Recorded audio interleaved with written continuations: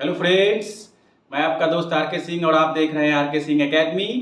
जैसा कि आप जानते हैं, आज का जो वीडियो है आज के पाकिस्तान के राजनीतिक जो हलचल है, उठापटक, उस उठापटक की स्थिति को मैं आपको आज समझाऊंगा।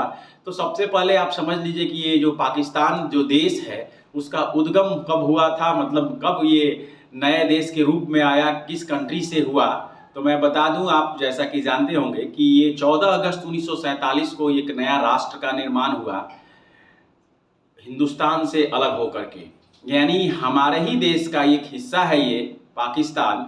अंग्रेज जब यहाँ से हमें पूरी की पूरी एडमिनिस्ट्रेशन, शासन और प्रशासन हैंड ओवर करके जा रहे थे, तो उस समय एक नई चिंगारी लगा करके, एक नई आग लगाकर चले गए कि जो मुस्लिम लीग एक पार्टी है, उस मुस्लिम लीग पार्टीज जो है, उस पार्टी के जो मेंबर्स हैं उनकी जो संख्या है उसको ध्यान में न रखा जाएगा। इस हिसाब से एक नए प्रांत की मांग रखी गई, एक नए राष्ट्र की मांग रखी गई और इस तरह से 14 अगस्त 1947 को पाकिस्तान का उदय हुआ। तो मैं आपको कह सकता हूं कि पाकिस्तान एक पूर्ण रूपेण मुस्लिम कंट्री है, जहां पर जिसकी आबादी अगर 90% से ऊपर की आबादी इस्लाम धर्म के मानने वाले लोग हैं। और भी धर्म के लोग हैं वहाँ पर, सिख भी है, सिख पंजाबी भी है, हिंदू भी 2% बचे हुए हैं आज़ादी के बाद की कहे तो। और वहाँ की जो जनसंख्या है, जनसंख्या बिल्कुल ही कम है, 22 करोड़ की जनसंख्या है और लिटरेसी रेट है 58%। साक्षरता दर जिसको कहते हैं आप, साक्षर मतलब कि लिखना पढ़ना नाम जिसको आ जाए, उस रेट में समझ लीजिए। अब इस स्थिति से आप अंदाज़ा लगा सकते हैं कि पाकिस्तान जो एक मुल्क है उसकी कंडीशन किस स्थिति में है। सबसे ज़्यादा जो आज मैं आपको बताने जा रहा हूँ उसकी राजनीतिक हलचल की बता रहा हूँ। यानी पाकिस्तान जब से बना है तब से लेकर के अब तक, यानी प्रथम प्रधानमंत्री मोहम्मद अली जिन्ना से लेकर के अभी के प्रधानमंत्री इमरान खान तक की बात मैं बता दूं, तो मैक्सिमम टाइम में यहाँ के राष्ट्र के जो भी राष्ट्राध्यक्ष हुए यानी प्रधानमंत्री, सेम आपको मैं बता दूं कि हिंदुस्तान का जो पॉलिटिकल जो एडमिनिस्ट्रेशन है, इंस्टीट्यूशन है, उसी पॉलिटिकल इंस्टीट्यूशन की तरह पाकिस्तान का भी इंस्टीट्यूशन है। वहाँ भी पार्लियामेंट है, जैसे हमारे यहाँ संसद है वहाँ भी पार्लियामेंट है, हमारे यहाँ सुप्रीम कोर्ट है, उनके यहाँ भी सुप्रीम कोर्ट है, हमारे यहाँ हाई कोर्ट है, पाकिस्तान में भी हाई कोर्ट है, हमारे यहाँ डिस्ट्रिक्ट कोर्ट है, वहाँ भी डिस्ट्रिक्ट कोर्ट है। तो ये सारी चीज़ें वैसे ही है, स्टेट यानी रिपब्लिक फेडरल स्ट्रक्चर्स है। सारा का सारा जो कॉपी कह सकते हैं हिंदुस्तान का पाकिस्तान को है, लेकिन दो चीज़ों में कॉपी नहीं है, एक तो शांति व्यवस्था और सुरक्षा और एजुकेशन। ये इस स्थिति में देखा जाए तो पाकिस्तान की जनसंख्या हमारे उत्तर प्रदेश, एक छोटा सा एक राज्य है यूपी, उससे भी कम है जनसंख्या।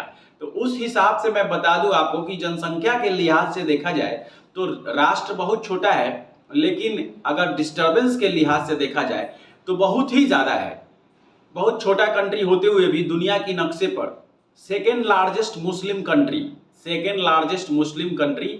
और उसमें हर बार यहाँ पर जो राजनीतिक उठापटक जो है हर बार हुई है। और इस राजनीतिक उठापटक की मैं इम्पॉर्टेंट जो तथ्य है उसको मैं बताने की कोशिश कर रहा हूँ।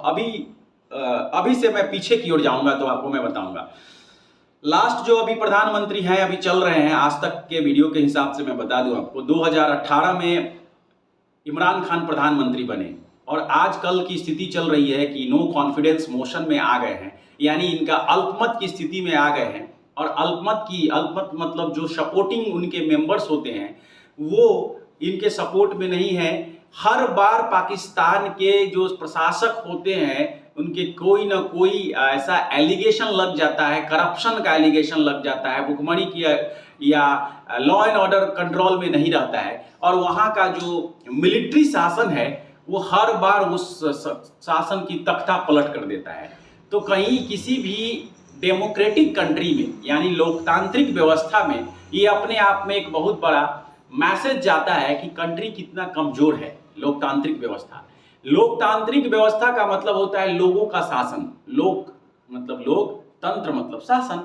लोगों का शासन जब तक मजबूत नहीं हो तब तक वहाँ की डेमोक्रेटिक स्थिति, लोकतांत्रिक व्यवस्था सही नहीं होगी, लोगों का विकास सही नहीं होगा, लोगों की जो इच्छाएं हैं, आकांक्षाएं हैं, आशाएं हैं, वो सब पूर्ण नहीं होगी। और इस स्थिति में देखा जाए तो पाकिस्तान काफ़ी पिछड़ गया है। अब मोहम्मद अली जिन्ना के 1947 में पहली बार प्रधानमंत्री बनने के बाद से लेकर के अभी तक प्रधानमंत्री में मैं बता दूं, 1960 में आपको अयूब खान, जनरल अयूब खान पहली बार तख्ता पलट कर दिए 1960 में। उसके बाद फिर तख्ता पलट हुआ, जियाउल हक जनरल थे 1980 में। ये स्थिति रहा है। आप किसी भी ऐसे देश को देखेंगे तो ये स्थिति नहीं रहेगी। फिर उसके बाद 1999 में जनरल परवेज मुशर्रफ जो हैं, उनकी तख्ता पलट उन्होंने की नवाज शरीफ की। नवाज शरीफ जो हैं उनको हटा करके सेना उस पर काबिज हो गया, और नवाज शरीफ को हटाने के बाद जनरल परवेज मुशर्रफ ने क्या किया, अपने आप को वहाँ का शासक घोषित करके संविधान में बदलाव करके अपने आप को वहाँ का प्रेसिडेंट बना दिया, राष्ट्रपति घोषित कर दिया। और फिर कुछ समय बाद पता चला उनको भी देश छोड़ करके जाना पड़ा, अभी भी वो देश में नहीं रहते हैं। तो ये एक उठापटक की स्थिति क्यों है, मैं आपको बता दूं। तो इस उठापटक में सबसे इम्पॉर्टेंट जो स्थिति आती है, वहाँ की जो अशिक्षा, लोग इतने ज़्यादा अशिक्षित और इतने ज़्यादा करप्ट और इतने ज़्यादा भुखमरी की स्थिति है कि लोगों में ये जो पॉलिटिकल उठापटक है वो हमेशा होते रहता है।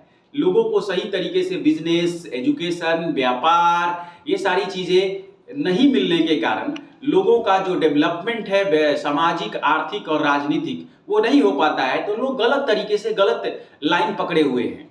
आप समझ सकते हैं कि उसके जो इम्पॉर्टेंट जो शहर हैं, जैसे कराची है, इस्लामाबाद है, पंजाब का सिंध प्रांत है, लाहौर है, ये सब छोटे बड़े बड़े शहर को छोड़ दिया जाए तो बाकी सारे जो बॉर्डर एरिया है, खैबर पख्तून है और भी, तो ये जो कंट्री घिरा हुआ है वो मैक्सिमम जो जैसे उस पाकिस्तान के जस्ट ऊपर में है आपका अफगानिस्तान है। तो अफगानिस्तान जो था, उस अफगानिस्तान में वहाँ की जो अफगानी शासन को भी यहाँ पर डिस्टर्बेंस करने का काम, आज़ाद भारत और आज़ाद पाकिस्तान के बाद आज़ाद कश्मीर का एक राग आलापना, जिसमें आपस में ही डिस्टर्बेंस है और वहाँ के जो मिलिटेंट हैं, आतंकवादी ग्रुप, एक्सट्रीमिस्ट ग्रुप कह सकते हैं, वो डिस्टर्बेंस में रहना, पढ़ाई लिखाई से कोई कनेक्शन नहीं है, बम बारूद गोलों का शासन रहना, ये भी वहाँ पर जो मिलिट्री शासन है उससे उसका कनेक्शन होना, अशांति की व्यवस्था हमेशा से रही है। लोगों में ये मैसेज कभी नहीं जा पा रहा है कि हम शांति से रह करके ही देश की उन्नति कर पाएंगे। और स्थिति में अभी ऐसी आ गई है कि 2018 का जो सरकार बनी है इमरान खान की, 2023 में कंप्लीट होती, ये पूर्ण रूपेण से 5 साल कंप्लीट नहीं हो पाएगी। तो अपने आप में ये बहुत बड़ा एक मैसेज जा रहा है कि ये चौथी बार ऐसा होगा पाकिस्तान में कि सरकार को हटा करके सेना जो है उस पर काबिज हो जाएगी। तो कहीं ना कहीं कमजोर लोकतंत्र की ये पहचान है कि अगर किसी भी चुनी हुई सरकार को, जनता के द्वारा चुनी हुई सरकार को अगर हटा करके फिर से अगर जनता के द्वारा चुन करके नई सरकार नहीं आ रही है, तो अपने आप में ये बहुत ही शोचनीय और विडंबना वाली स्थिति है, उस देश के लिए भी, आसपास के मुल्क के लिए भी, पड़ोसी मुल्क के लिए भी, पूरे विश्व के पटल के लिए भी। क्योंकि शांति व्यवस्था और सुरक्षा अकेले एक कंट्री की व्यवस्था नहीं है, उसके आसपास के पड़ोसियों की व्यवस्था है। मैं आपको बता दूं, जहां पर आपका घर है और आपके घर के आसपास के जो पड़ोसी हैं, अगर आपके शांतिपूर्वक मैत्रीपूर्ण व्यवहार के साथ नहीं रह रहे हैं, तो उस एरिया का, उस कॉलोनी का, उस गली का डेवलपमेंट नहीं हो सकता है, विकास नहीं हो सकता है। और विकास नहीं होगा तो बहुत सारे हिंड्रेंस आएंगे समय समय पर, जो आपको नई चीजें चेंज करनी होगी, अपने आप में बदलाव करना होगा, वो नहीं कर पाएंगे। आप छोटे छोटे परेशानियों से जूझते रहेंगे, एक दूसरे से लड़ते रहेंगे। यही स्थिति है पाकिस्तान की। तो ये एक अपने आप में कमजोर लोकतंत्र की पहचान है और इसके लिए अकेले पाकिस्तान रिस्पॉन्सिबल नहीं है। इसके लिए और भी हमारे मुल्क जो हैं, सीधे सीधे आप कह सकता हूं मैं, अमेरिका सबसे ज़्यादा रिस्पॉन्सिबल है। आज की स्थिति में चाइना भी सबसे ज़्यादा रिस्पॉन्सिबल है। इंडिया से, भारत से जो डिस्टर्बेंस होते रहे, इसमें आसपास के पड़ोसी मुल्क हमेशा इंटरेस्टेड रहते हैं और इस बात को समझ आपस के जो मुल्कों को नहीं आता है, स्पेशली पाकिस्तान को नहीं आ रहा है, उस स्थिति में वो डिस्टर्बेंस बनी हुई रहती है।